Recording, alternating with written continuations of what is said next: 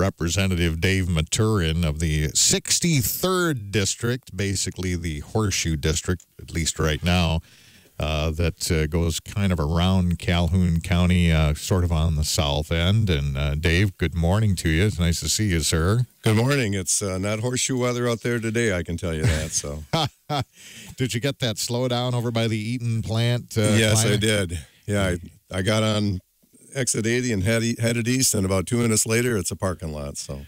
Yeah, we should have called you and told you to take the back roads down Kilgore and Almel and all that way. Yep. Yeah, but we didn't think of it. But so anyway, I'm glad you made it in one piece. Yep. It was a week ago tomorrow, the governor gave his 8th and final State of the State address in Lansing. Normally an affair where, especially in this day and age, where whoever's in power, whether it's a Republican or a Democrat, says anything at all, and one side of the room cheers wildly, and the other side scowls and sits on their hands and makes faces and stuff.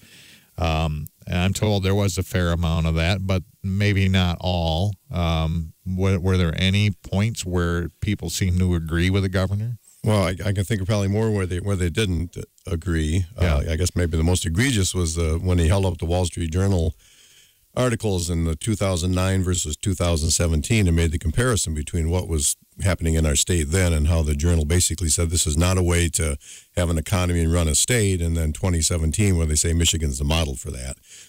There was a lot of hand-sitting from the other side of the aisle.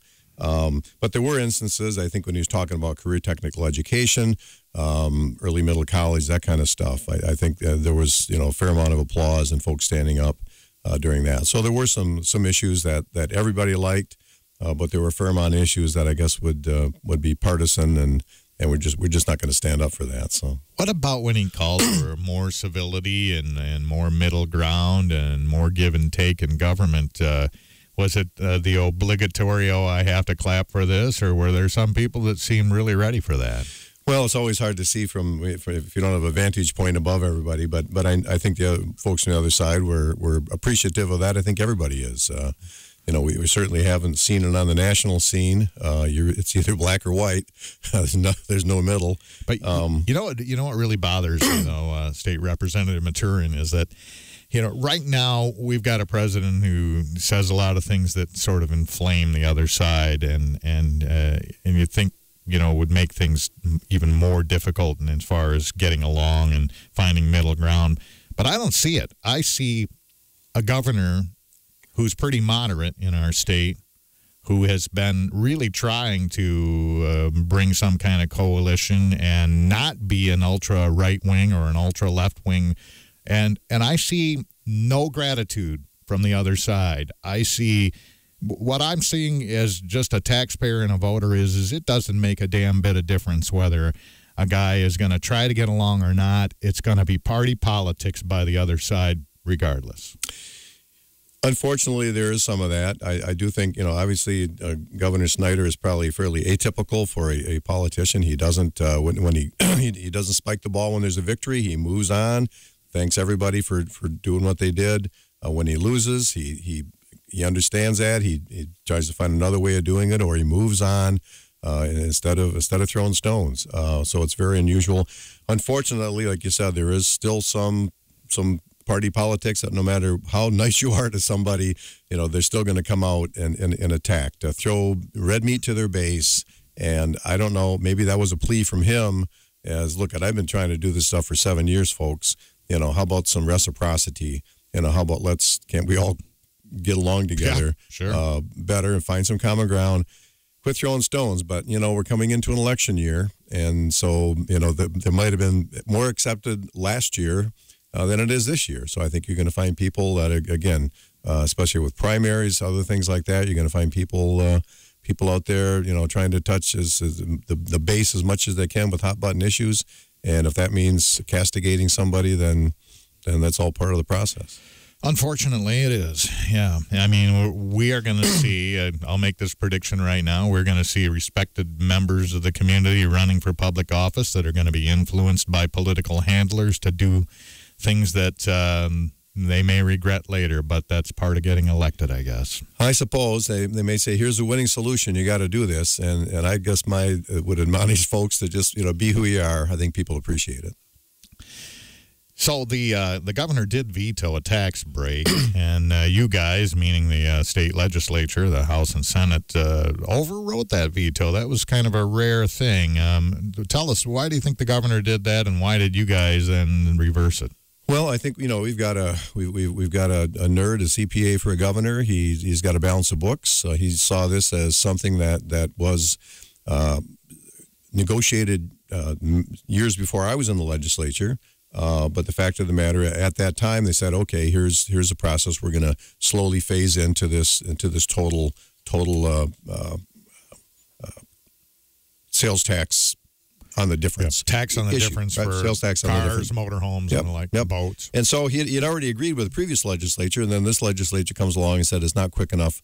Let's just jump into the whole thing and exempt the total difference. So I think from that perspective, he said it's part of the budget. I got to balance these books, and I think he keeps an eye on everything we do. But here's a case where there was bipartisan. I think it passed virtually unanimously in the House and Senate, bipartisan. That we felt that it was, the important thing to do is not pay sales tax on the entire cost of the new vehicle, but on the difference. So it's not a tremendous amount in a $10 billion general fund, but so much of that's allocated anyway that it's, every little bit adds up. I saw some stories in advance of the governor's State of the State address from certain publications in the state saying, oh, boy, we can't wait to see what the governor has to say to the legislators for overriding his veto. He didn't really say anything, did he? No, not really, no. Yeah. I think he's still trying to get across the fiscal sanity aspect of having to govern, but that wasn't part of it. So, yep, just move on. The House just passed a package of bills, which kind of, my understanding, gets us on the same plane as the new federal tax bill. Can you explain that? How much time you got? No, in essence, we have a personal exemption in Michigan per person. The federal government wiped that out in favor of a $12,000 standard deduction. So we had to make sure that Michigan's personal exemption was still on the books. The governor increased it a few $100s to take care of some of the uncertainties in the Federal Tax Act. And, of course, we had to do them one better. So both the House and the Senate exceeded. I believe he had a $4,500 going from $4,000 to $4,500 by 2021. The House and the Senate, I think the Senate was at $5,000. The House was at $4,800.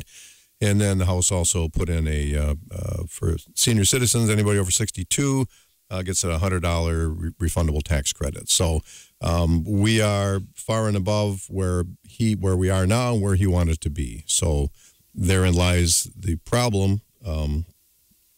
That's additional money again. That's another chunk out of the general fund, especially when the governor wants to use some of the surplus to add to the road money that we've got to dedicate the first time this year, about $150 million from the general fund to roads. He wants to put $175 of the roughly $250 surplus into roads, one-time money. So it's going to be a balance. I see. Now, this legislation also, for a city like Battle Creek that has a city income tax, that'll help us a little bit? I'm not sure. I mean, it's going to kind of maintain the status quo. Yeah, right. That'll just ensure that cities with an income tax will continue then to be able to claim exemptions in relation to the Michigan income tax rather than the federal tax code, which has changed. State Representative Dave Maturen is our guest this morning, and we're glad you got here in one piece. A little bit of delay out there on the highway, and it's a little slippery today, but good to see you here. Same here. State of the state address last Tuesday. How does that work now? You get to invite people?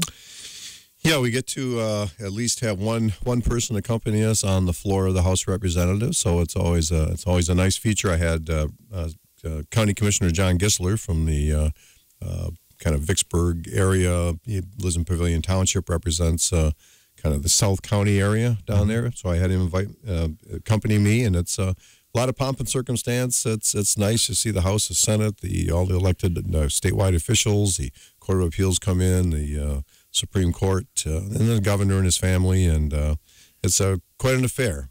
So it's an honor to be there and just see it all happening. So. You served on the county commission, right? I did. In fact, I got invited one time when I was county board chair, so that was a very nice feature. So. Did that? I mean, you have a background sort of in taxes and stuff. As an appraiser, did that prepare you for your job in Lansing? Probably both things did. I like to think it did. Yeah, it's I spent 14 years on the township board, 12 in the county, chairman for 3.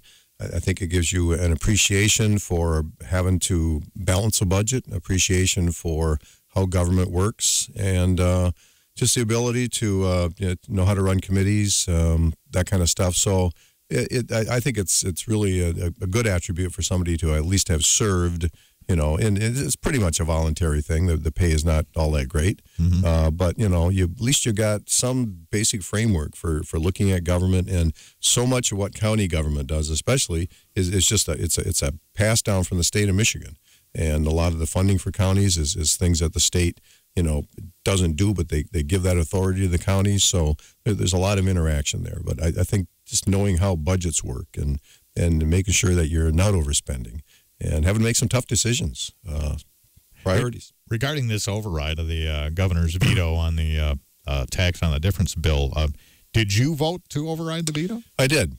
Yeah. Everybody I've asked about this is, why did you override that veto? And most people have said, well, we've done well as a state. We're making a comeback. We've really put some money away, and the taxpayers deserve to have a little break coming back at them. But on the other hand, that money's going to have to be replenished somewhere. So, what are the big issues we've got coming up? Obviously, that road bill you alluded to earlier.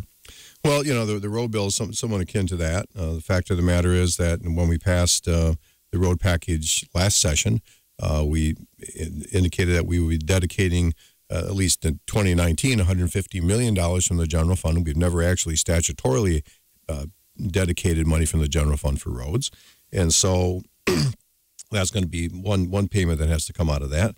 And again, then we've got a surplus this year, the governor, but it's one-time money. It's not ongoing money. So that's the key. If you're saying, well, there's money left over, let's give a tax cut. Well, maybe sending back a rebate check might be one thing. But if you're going to make that permanent, you're assuming there's going to be leftover money every year, and that's not the case.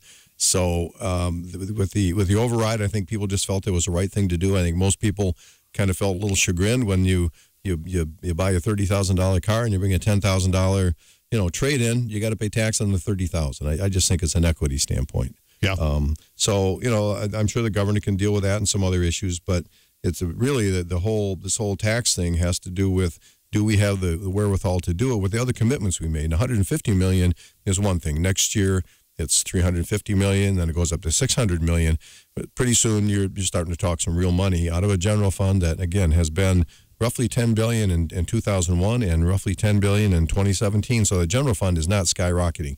The state might be doing better, the economy might be doing better, but where we're taking this money from is the general fund.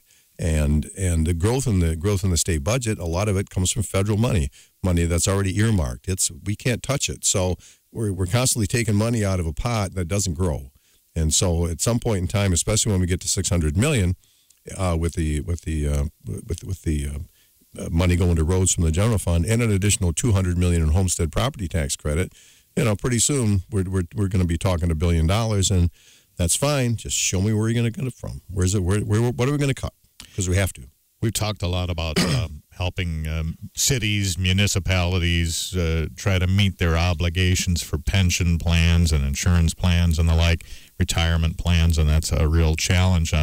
Our public schools, many of them are facing similar things, where, they've promised their teachers, that they can use their unpaid leave, their unused sick days and all of that sort of stuff. And now some districts are in trouble and probably thinking, well, we might have to welch on that.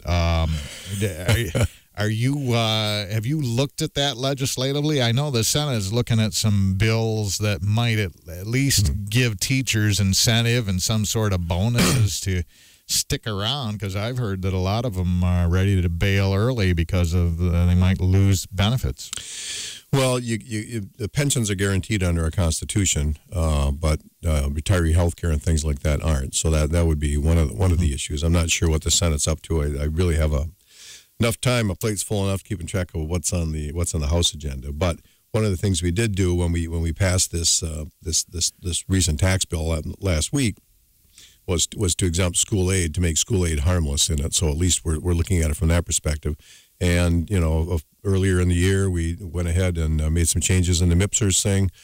So to try to, make it more manageable for school districts to be able to make the promises that they made to people.